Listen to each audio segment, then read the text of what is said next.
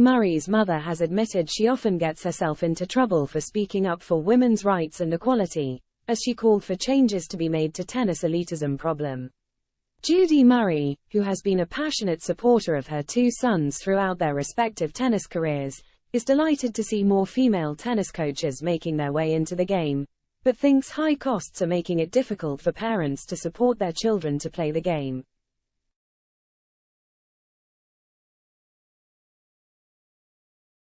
The 64-year-old coached Andy, 36, and Jamie, 37, before following them all over the world as they participated in various tournaments.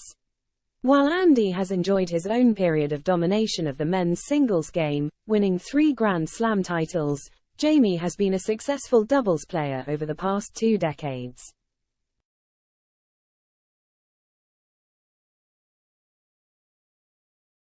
She has campaigned for more female coaches to try coaching like she did and insists she is not afraid to stir the point if it means getting her point across, especially if it means improving conditions for female workers.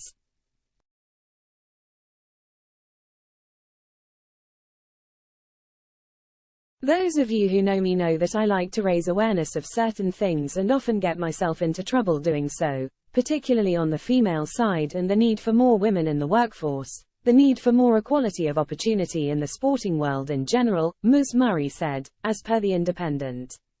But the thing of having more female coaches, for me, that was a big thing.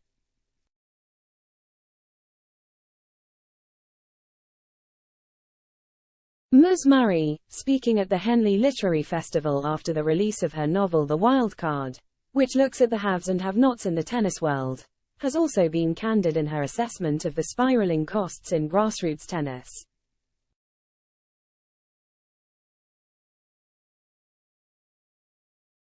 When reflecting on their tennis education as teenagers, she has spoken about her regret in sending Jamie down to Cambridge to play tennis, as he would return to Scotland 6 months.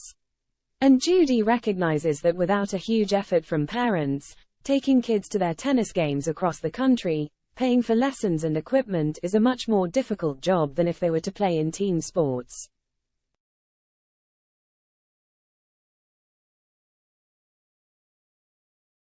She added, "The thing of the haves and have-nots, that's one of the things that I've always hated about tennis, the elitist image that it has of being difficult to do, difficult to access and expensive."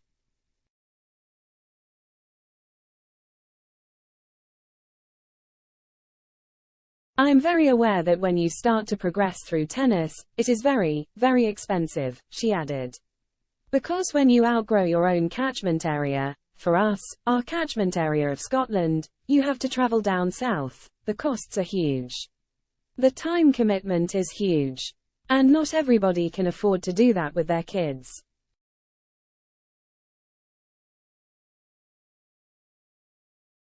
In an individual sport, the onus is very much on the parents to make it all happen. If my kids had been great at rugby or football or cricket, they'd have been signed up by the club and the club would have taken care of the fixtures, of the kit and the training.